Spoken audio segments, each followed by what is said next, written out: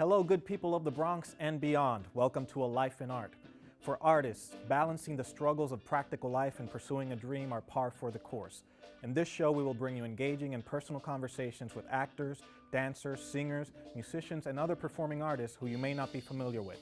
People who have been working on their craft for at least a decade and are at a crossroads where passion meets necessity, but whose talent and quality of work cannot be denied. This is A Life in Art.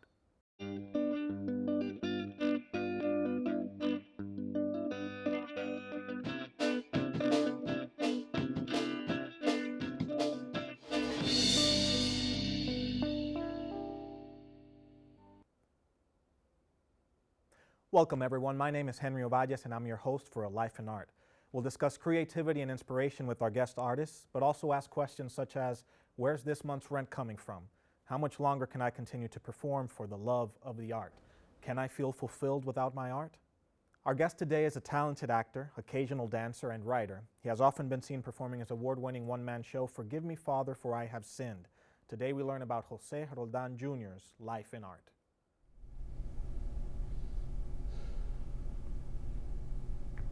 Papi, you got a minute? What do you want, bro? I just wanted to talk to you about when I was a kid. Was I what you wanted? What kind of question is that? That is a real question. I mean, you treated me so rough. Did you even love me? What the kind of question is that? What kind of man asks another man if he loves him? God, you're not just a man to me, you're my father. A father's supposed to show his son how much he loves him. A father's supposed to show him how much he cared.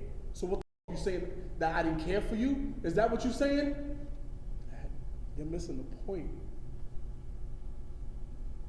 I needed you, Dad. And you weren't here. Very excited to have on the show with us today my good friend José Roldan Jr. I call you Duke, and that's because some years ago we were in a production of Othello together where you played the Duke of Venice and I played Lodovico. How long ago was that? It's a very long time ago, like maybe 2004? Ah, way too long. But yeah, that's where we met, and I just wanted to take this opportunity to share your talent with our audience here. Let's start at the beginning. Where did it start for you? Where were you born? I was born in the Bronx, Lincoln Hospital in the South Bronx of the great New York City. Right. And I pretty much stayed there the majority of my life. We never moved, actually.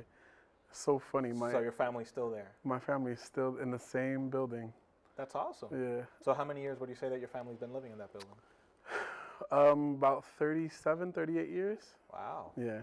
Nice. Yeah, in my life we moved around a lot. I didn't have that. Is that something that you appreciated? Do you think that you preferred that as opposed to moving around a lot? I think I prefer moving around a lot. I don't. Oh, yeah. Yeah, because I kind of felt like that we were very sheltered. We didn't know much of New York City outside of that small little neighborhood. You know what I mean? My grandmother was up the block. My aunt was 2 blocks over. So we very rarely moved around. Right, so you didn't really venture out of the neighborhood too much. Not at all.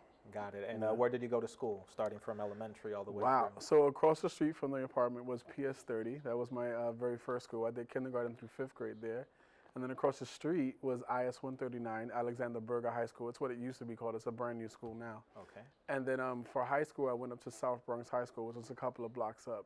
That's as far, I think it was like maybe 8 blocks away from the building. That's as far as I've ever gone. So basically, like your entire, school, early childhood education, and then middle school and high school, you didn't leave that radius? That was not at all. Wow. At all. So how old were you before? Where did you go to college? I went to college. My first college was Marymount, Manhattan, on about 66th Street. Okay, so that's when you finally went, Right. That's when I finally left the Bronx. But my senior year in high school, I actually had a job working in the city for an organization called Outward Bound. I don't know if you're familiar with Outward Bound at all. Not really, no.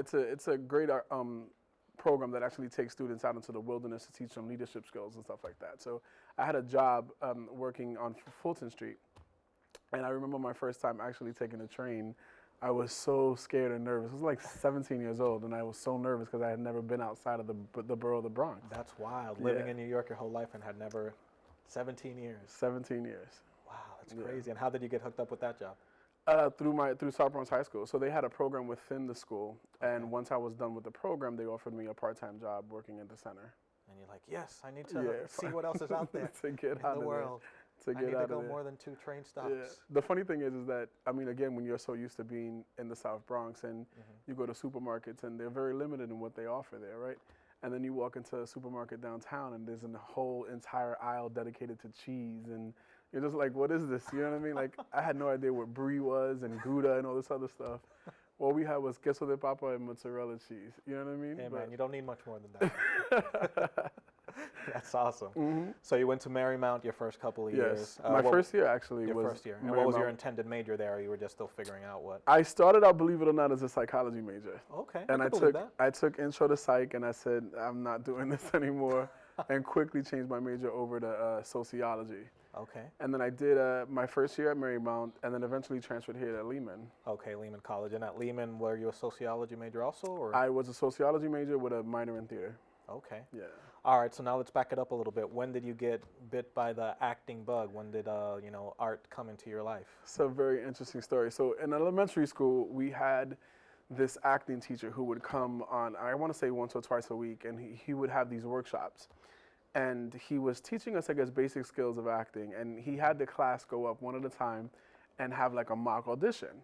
So it was definitely a code read. He went up there, it was my turn to go, and he said, Jose, I think I was like 7 or 8 years old. Right. He said, Jose, could you recite the nursery rhyme, Jack and Jill Went Up a Hill?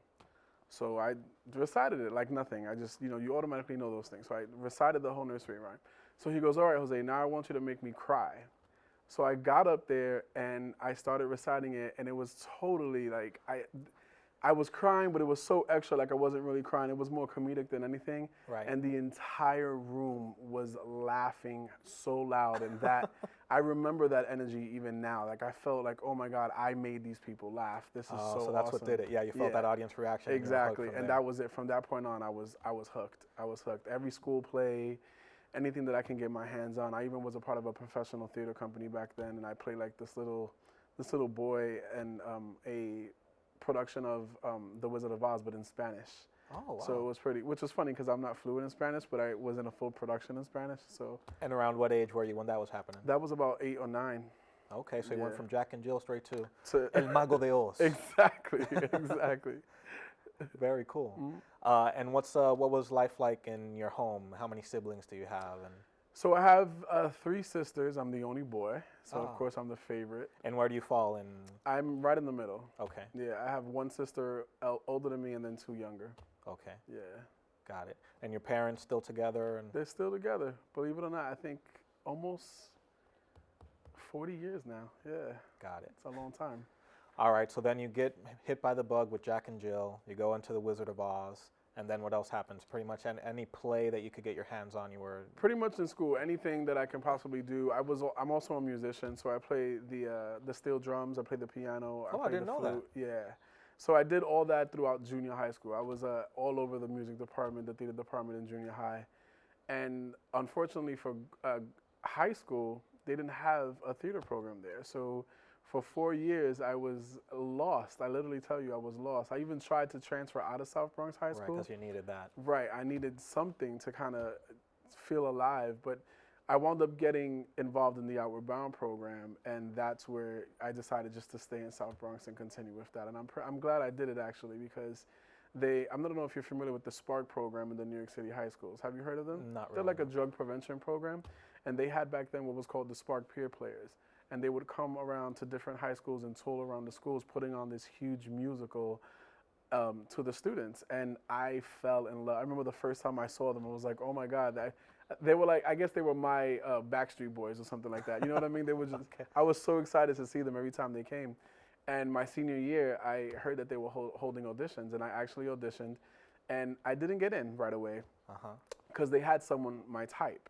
So they loved my audition. They said this is From great. the beginning, you're battling types. Exactly. So it starts there. 18 years old, battling types. All right, so let's hold on there. We're just starting to scratch the surface. We're going to take a little break. When we come back, we'll have more with Jose and his life in art.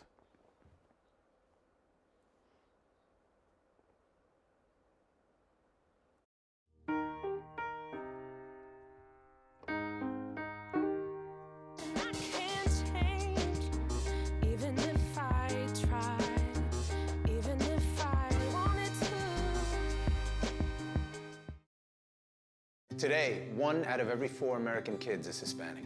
Many of the future doctors who will care for us, the scientists and entrepreneurs of our country, can be your kids. And the Hispanic Scholarship Fund helps you prepare, plan, and pay for your kids' college education.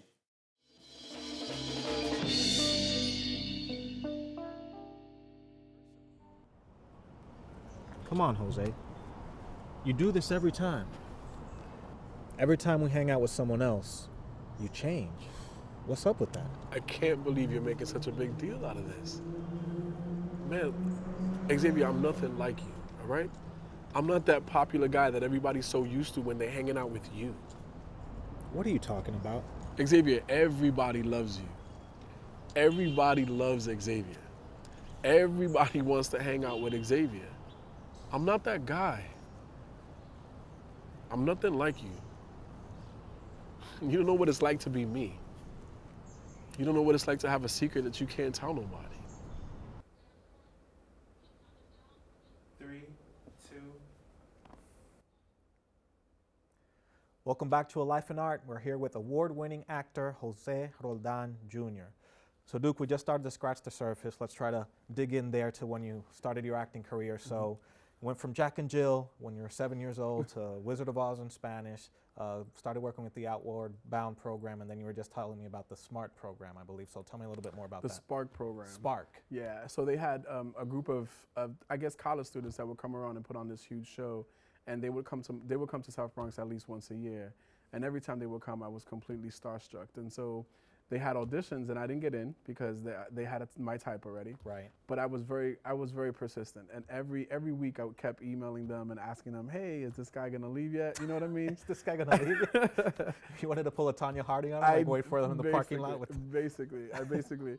And what was awesome about it is that I want to say halfway through the summer, the artistic director was so impressed that I kept calling that she offered me the job. So they had, I guess, 2 of my types for the first season that we actually went up.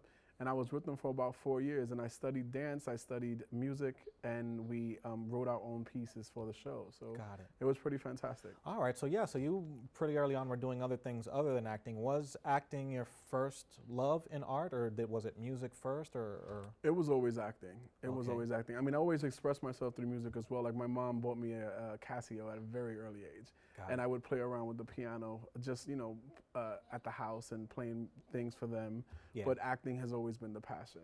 Got it. Yeah. And you also dance on occasion as well. On occasion, yeah. Okay. Not too much. I mean, I've studied tap, ballet, and modern dance.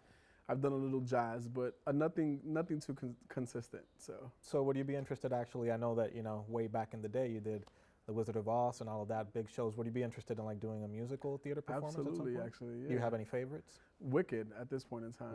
Wicked. Yeah. Who would you see yourself playing in Wicked? Anyone specific? Or? I want to say the Wizard. Okay. Yeah, the I Wizard. could see that. Yeah. All right, let's make that happen, everybody. You're listening? Let's get Jose to play the Wizard. Okay, so now let's dig into what, for me has been what I know you most from as far as your acting career, and probably what the general public, those people that have seen you perform, Right. know you from. Talk to me about Father Forgive Me For I Have Sinned. Where did that start? What is that? And what has it meant to you? Well, Father Forgive Me is a solo piece that I wrote back in 2005, I want to say. And it started all with a class here at Lehman. I walked down the aisle and got a letter from the audit department stating that I had to go back to school because I was missing an elective. So I decided to take solo performance workshop, and I had no idea what the class was about. I actually thought it was a comedy class, which scared the living daylights out of me. But like, you still completely. went for it. I still went for it because I've always been the type of person to follow my fear. You know what I mean? So I took the class anyway, and I had a couple of friends. Sam was in the class as well, and we went through the whole course, and I noticed that this wasn't a comedy class, and it was about writing about certain things that were happening week after week. And eventually, at the end of the class, I had a 45-minute piece that my director now, Dante Alberti, who was the instructor then, had said to me that he wanted me to perform it as my final assignment for the class. And I was deathly afraid. I was so scared. Again, because there was a lot coming out that I had never spoken about before. My sexuality, my relationship with my dad. There was just so much in that piece. Yeah, so let me talk about that for a little bit, because when I met you during that production of Othello, which, you know, we were very mature, I played Lodovico, and I think my last line was, "Oh, bloody period." Right. And everybody was cracking up. That's how mature we were in college. Right. It's like, oh, he's going to say a bloody period. Here it comes. But when I met you, you were married, I believe, to a woman. Yep. And, you know, you were offering me some rides. I think you were, you know, heavier then. Much heavier, yeah. And then all of a sudden, this class happens, and I don't know if you remember, Eddie Torres and myself, Eddie, who was actually a guest on the show, ended up doing the lighting for the first time that you performed Father Forgive Me, and a piece that Sam Rivera, a friend of ours who's also an actor and now a firefighter, performed. And when I saw the script, that's when I found out that's how you came out to me. I'm like, oh, okay, and then, all right, so I wonder where we put the blue light and where the red special goes. Can we get that mirror ball in there somewhere? So yeah, talk to me about it. Was it cathartic for you, like during the class, to have that? Did you actually come out to the general public, to your friends and family with the show? I actually did, believe it or Wow. not. Yeah, it was, I mean, what's funny is that I was so afraid. I was so afraid even in the classroom to talk about it. And I remember Dante telling me, you know, you just gotta let it out, just completely let it out. And it took me a couple of classes before I finally let that go. Right. And the hardest part again was I literally, just as you said, I came out to the entire student population on stage, and it definitely was cathartic. I think I cried right after the performance. As soon as curtain went down, I went to the back and I was just completely in tears, because it just felt it felt freeing, you know what I mean? And what's awesome about what you just said is that, you know, you looked at it, wow, okay, well, let's use the blue light, red light. And in my head, I'm just like, oh my God, what is Henry thinking? You know what I mean? He must be like, oh, I've been hanging out with this guy for so long, I never knew, you know what I mean? But you didn't think much of it, so. I mean, and it's a beautiful thing that now I've been able to see. You've been performing the show since then. I mean, you've worked on it, done some edits to it, gone out and, you know, performed in some festivals, won awards with it. It's an award-winning play now, which is amazing. But I've been able to see you perform it. I've probably seen the show at least a dozen times now. Right. And now I see talkbacks that you do with, you know, students who might be LGBT, you know, after, or might have family members, and how much it touches them, and how you're able to speak with them, and, you know, using your own life as an example and just inspire them. And that just talks about, you know, how transcendent art can be, and how important art is to, you know, move social issues forward, especially something like that right now with everything that's going on with the Supreme Court and all of that. So yeah, can you speak a little bit to that? What does that mean to you, coming from that fear at the beginning to now, you know, holding court with some audience members afterwards, like, oh no, yeah, tell your mom this way, or tell your brother this way, support your sister. Right. It's actually pretty exciting, to be honest with you. And I think what's funny is that sometimes you get kind of bored telling the same story over and over and over again. 'Cause it's like, Got it. you know what I mean? And you consistently bring these characters out. But the great thing about it is when you see someone for the first time who's never seen the show, and you see the look in their eyes and how they want to be able to say something, but they're afraid to. And the Q&A session is the best, because that's when they just let out and all questions are asked. I mean, they're asking me questions about religion, and how do I deal with that? How do I deal with, you know, people using the Bible to tell them that they need to change their lives or anything like that. So what's great for me is that I'm still going through my own struggles and past with this whole walk, you know what I mean? Sure. And to be able to talk and to be able to connect with these kids actually helps me as well. So it's twofold, you know what I mean? Yeah. That makes a lot of sense. It's like, you know, when you're working on a math problem and then you don't really get it, but you explain it to somebody else, you learn a little bit more that way. That's exactly it, yeah. Yeah, and that's something that, you know, people don't think about that much. So how long have you been running the show now? The first show went up in 2005, so we're in 2015 now, so 10 years. That's crazy, yeah. I didn't even realize it was that long. Yeah. So 10 years. So yeah, so that's something as an artist that you have to struggle with also, like, you know, how do I make it fresh every night? How do I, you know, because when you first did it, it was just coming out, and now your whole life has been different, so. Right, yeah. And even how I feel about the topics that we talk about are different, so. That's, yeah, it's something. All right, very glad to talk about that. Let's take a quick break, and we'll be back with more of Jose after this break. Please stay tuned. I already knew that I was going to go to college, from a young age. I definitely want to major in political science, become the mayor or something, make the situation better for other people. My name is Justin, and I am your dividend. Today, 1 out of every 4 American kids is Hispanic. That means many of the future doctors who will care for us, the engineers who will build our cities, the scientists and entrepreneurs of our country can be your kids. We all know how hard it is for you to send them to college. This is why we want you to know you are not alone. And every day more people support you to make it happen. Many support you. And the Hispanic Scholarship Fund helps you prepare, plan, and pay for your kids' college education. HSF.net.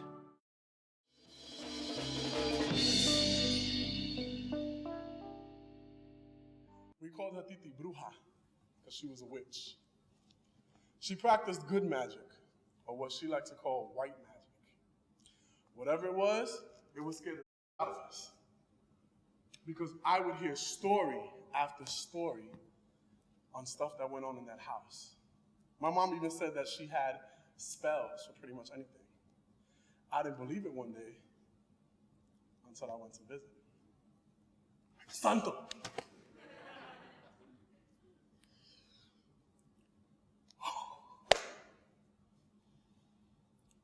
Santo! And we're back on the Life and Art with José Roldan Jr. So let's just keep it going, Jose. I have so many things that I want to continue talking to you about. So we're talking about Father Forgive Me. Right. Let me talk a little bit about your growth as an actor. We talked about on that's the show that you sort of came out with. Let's talk about being bi-coastal now. There was a time when you went out to Los Angeles. You left New York and wanted to pursue your dream out there. Why did you feel that it was important to move to LA, and what was the experience like out there? I just wanted to see what it was like to be an actor in Los Angeles. I mean, I kind of got an idea of what it was here, and then at that point in time, I just needed to change for myself. I had was working for an organization and got laid off, and I was on unemployment, and I said to myself, this is the perfect time to kind of head out there and kind of see what that's all about. Again, following the fear, right? Yeah. Just completely excited, and I went out there, didn't know anyone, didn't have a clue what I was gonna do when I got out there, but I wound up getting into a school out there and studied the Meisner technique, and I was there for 3 years, and I enjoyed. The first year was difficult because as a New Yorker, you have to get used to the fact that you're no longer in New York anymore. No, I can imagine. Yeah. But afterwards, I completely adapted, and I loved LA. I loved every bit of LA. No, and I'm just thinking, back to what you've been saying earlier, like, to go from, South Bronx to 66th Street, that was such a big change for you, and it happened like when you were already 17 years old. Right. So I can only imagine going all the way to the other side of the country. Yeah. So you said you studied a Meisner technique. Who was your teacher out there in LA? Elizabeth Mesnick. Okay, and what was that experience like for you? That was pretty fantastic. I mean, Elizabeth is a New Yorker, so it was very awesome to go in there and kind of connect with her as a fellow New Yorker. But just learning again now to take what I've learned here in New York and kind of apply it out there. And there was a lot of things that I didn't know. Like when we went out there, my headshots were totally. I went to an audition, they ripped them up. I had to learn from scratch out there. It was a different, complete world out there. Yeah.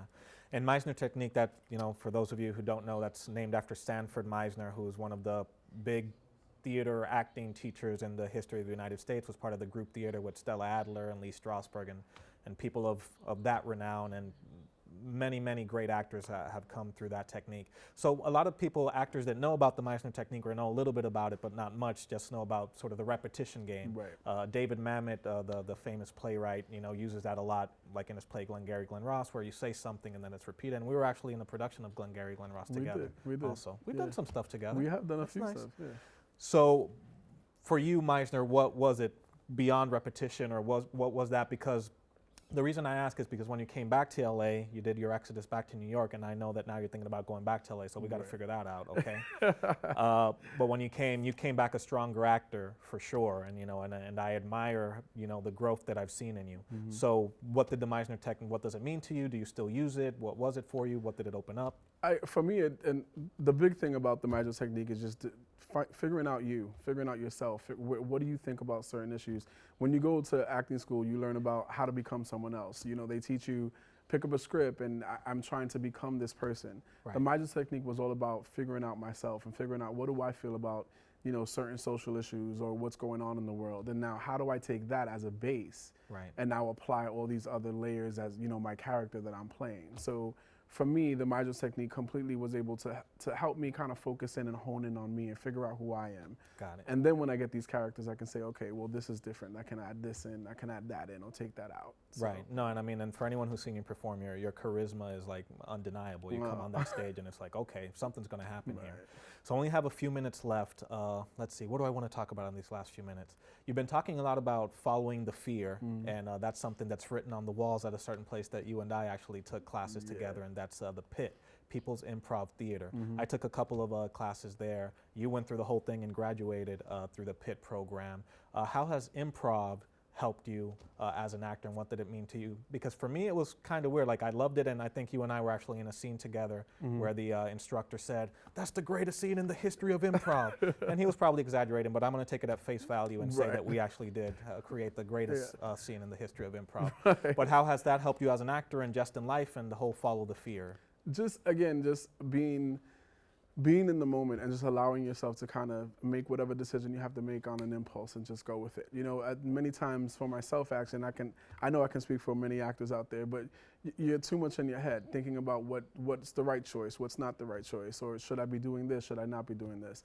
And improv for me completely helped me just understand that, you know what, just go for it. And whatever decision I make is the best decision at that point in time. So, yeah. And with my solo show, that's pretty much what I do up there as well. It's all improv because every audience is different, so you interact differently with each and every one of them. Yeah, and you definitely, you know, you're not the type of actor that hears something happen in the audience and it's just going to ignore it. You take it in and you use it, and for the most part, it ends up being great. Right. Yeah, for the most part. For the most part. But that's, you know, that's what's great about, you know, live performance. Right. So in the last couple of minutes that we have left, some of the things that we like to talk about on this show is, you know, what are the survival jobs? How do you pay rent? How do you make it through the day? So where are you now in your career, and what are some of the survival jobs that you've had that have, you know, been able to keep you acting?